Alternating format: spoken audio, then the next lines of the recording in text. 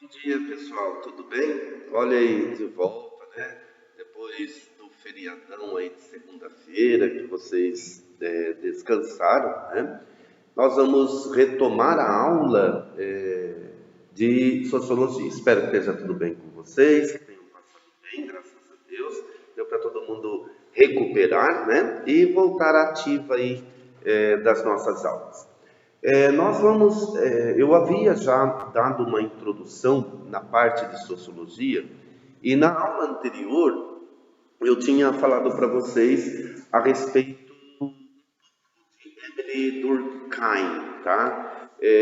Que é um dos grandes sociólogos e um dos fundadores. Nós podemos dizer que, na realidade, há um tripé na sociologia, na formação sociológica.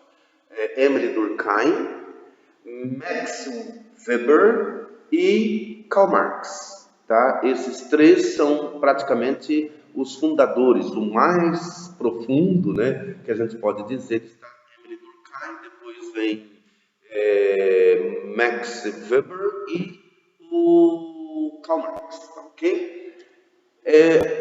A vida e obra, né, de Emile Durkheim. Ele nasceu 15 de abril, né, uma das principais obras dele, né, que nós vamos verificar aí, ele é do século XVII, século XVIII, mais ou menos, tá? Ele vem num período de transição europeia, né, uma transição do feudalismo para uma sociedade totalmente industrial. Começa a Revolução Industrial e começa as evasões, né, das pessoas das zonas rurais e vão para as cidades, tá? Então podemos dizer que ele tem várias obras descritas e uma das principais, vamos dizer duas principais, está aí no cantinho que vocês estão vendo, da divisão do trabalho social, que foi em 1892,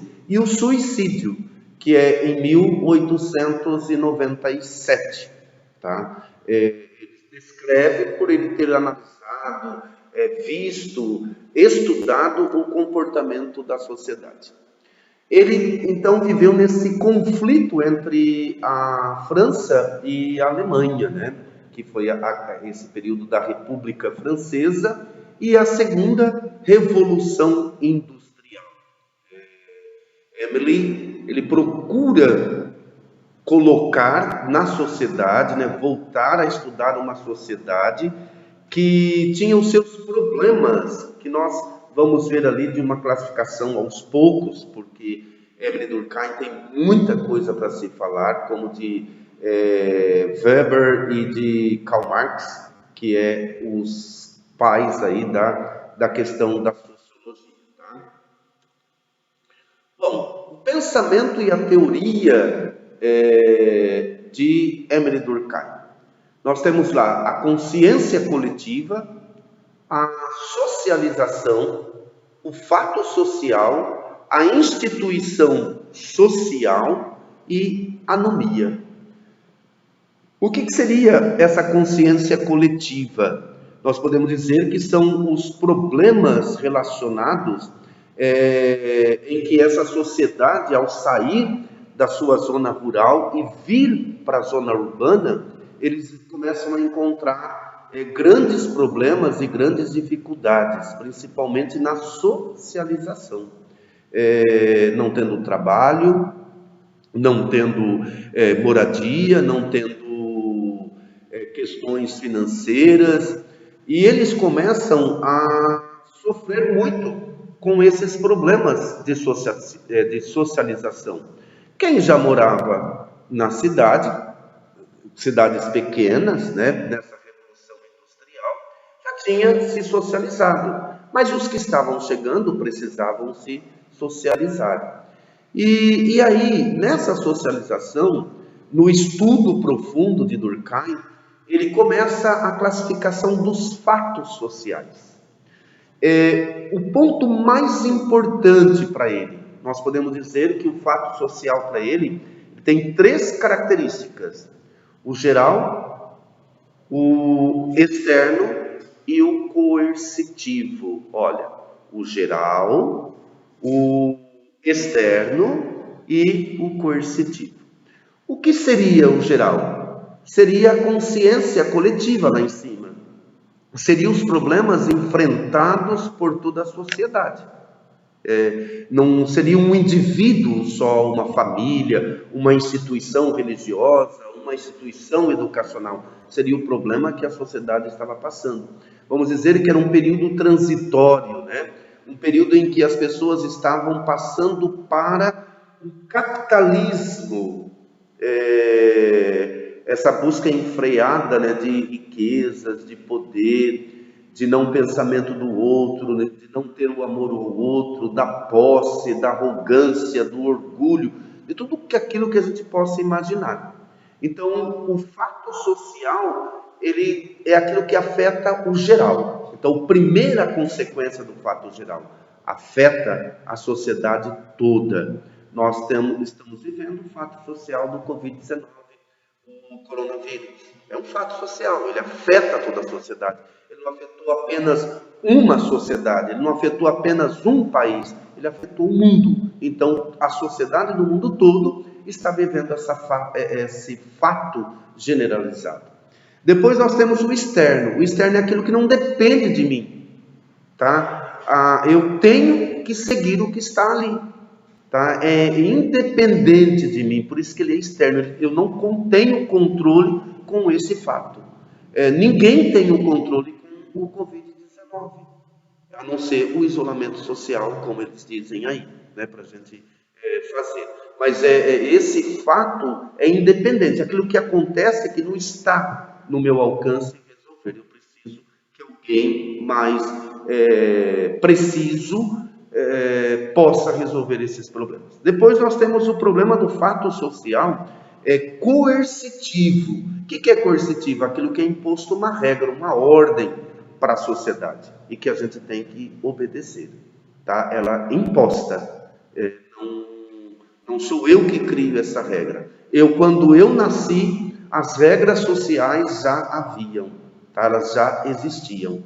E por isso é coercivo. Quando há algo que a gente faz, não dependendo da gente, e que eu tenho que entrar, porque senão estarei fora dessa sociedade, ele passa a ser coercitivo. Coercitivo é imposto, é aquilo que manda a gente fazer e a gente tem que obedecer. Não tem aquele velho ditado, né? Manda quem pode, obedece quem tem juízo. Isso é um fato social. Se eu não obedecer às ordens, eu vou sofrer sanções. Nós temos as instituições social, né, que são aí todas essas instituições, igrejas, escolas, parques, clubes, as ONGs, os sindicatos, isso são instituições sociais. E as nomias, que são os problemas que a gente enfrenta no nosso dia a dia, tá? Então aqui está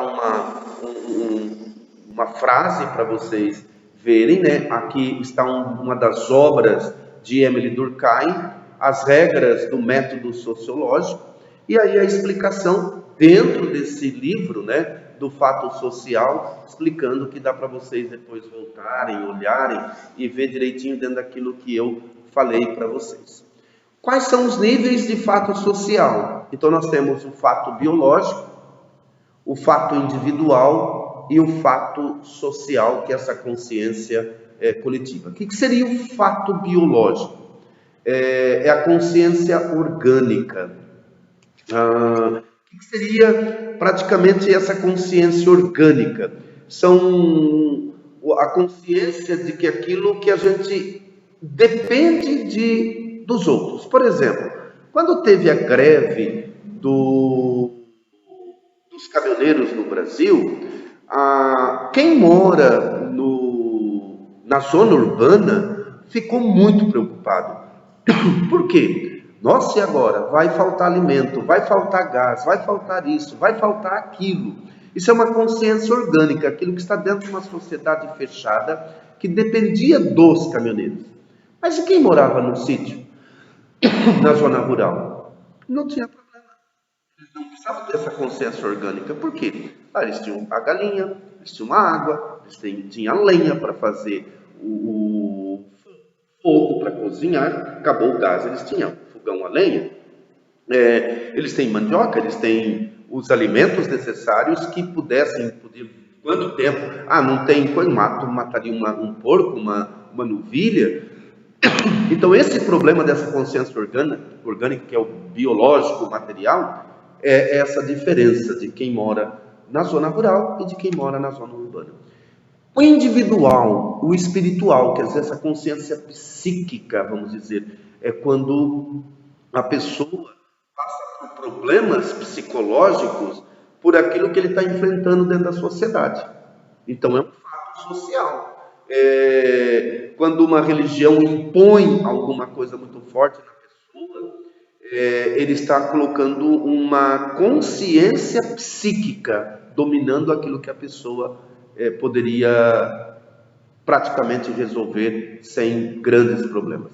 E aí nós temos a social hiperespiritual, que seria a consciência coletiva. O que é bom para a sociedade deve ser feito. O que não é bom para a sociedade, ela deve ser eliminada, tá? Então, quando a gente vê os policiais andando nas ruas, defendendo o cidadão de bem, é uma consciência coletiva. Todo mundo fica feliz, tá? É aquilo que traz a paz, a harmonia para uma sociedade. Ninguém quer viver numa sociedade em guerra. Ninguém quer viver numa sociedade em brigas, desavenças, uma grande desigualdade social, como, por exemplo, a gente vai nas cidades grandes, você vê as grandes diferenças entre favelas e as grandes mansões, né? Pega o bairro do Morumbi, em São Paulo, e pega um dos bairros de favelas, olha a diferença. Então, a consciência coletiva na favela é diferente da consciência coletiva de quem mora no bairro do Morumbi. Então, isso seria a hiperespiritual, né? Aquilo que está dentro do nosso próprio, da nossa própria questão. Aí nós temos as metodologias, tá? Que está naquele livro que vocês viram ali atrás. Devemos, portanto, considerar os fenômenos sociais em si mesmos. Né? Aí embaixo, é preciso estudá-los de fora, por isso que ele foi estudar. Como coisas exteriores, porquanto é nessa qualidade que eles nos apresentam. Eu tenho que ver o problema para poder entrar. Então, foi dividido em 3 ali. Número 1, afastar previamente de todas as noções prévias. Quer dizer, eu não posso chegar ali e falar, gente, eu já descobri qual é o problema. Não, eu tenho que estudar para poder resolver o problema social. No segundo, tomar sempre como objeto de investigação um grupo de fenômenos previamente definidos. Eu tenho que pegar, se o problema está numa favela, eu tenho que pegar um grupo de pessoas para descobrir o que está havendo ali. Por onde eu posso começar para resolver o problema daquela parte social? E aí nós temos o sociológico, que é a imparcialidade mais a neutralidade. O estudioso, o sociólogo, ele não pode interferir nos problemas sociais. Ele tem que trazer soluções. Tá? Ele tem que levar a palavra, resolver o problema para que a sociedade possa viver em paz. A classificação geral, né? Então aí vocês veem que o que Durkheim resolve, por exemplo, o normal. O que seria uma sociedade normal? A vontade geral, uma sociedade saudável, uma sociedade que tem normas, tá? Que haja, se há uma criminalidade, ela deve ser exterminada dali, e o que é do sentido comum de todos. Isso é uma sociedade normal. O que é patológico? Aquilo que está deteriorando a sociedade, que destrói a sociedade. Então, patológico é o quê? É uma doença, é aquilo que raramente alguém resolve o problema, aquilo que é anormal numa sociedade e os grupos em guerras. Então, Como que vive a nossa sociedade hoje? A nossa sociedade vive uma sociedade normal ou uma sociedade patológica? Eu acho que nós vivemos muito mais uma sociedade patológica, com doenças, com brigas, devido ao nosso mundo capitalista, tá? Então, hoje nós ficamos até esses dois grupos, né? O que é normal, o que não é normal, o que é patológico dentro do Durkheim, tá? A gente continua ainda Durkheim porque tem mais coisas para nós estudarmos sobre ele, tá? Tudo de bom, fiquem com Deus, até a próxima aula, se Deus quiser, tá? Daqui a pouquinho nós estaremos online para estar resolvendo algumas atividades aí. Bye, bye.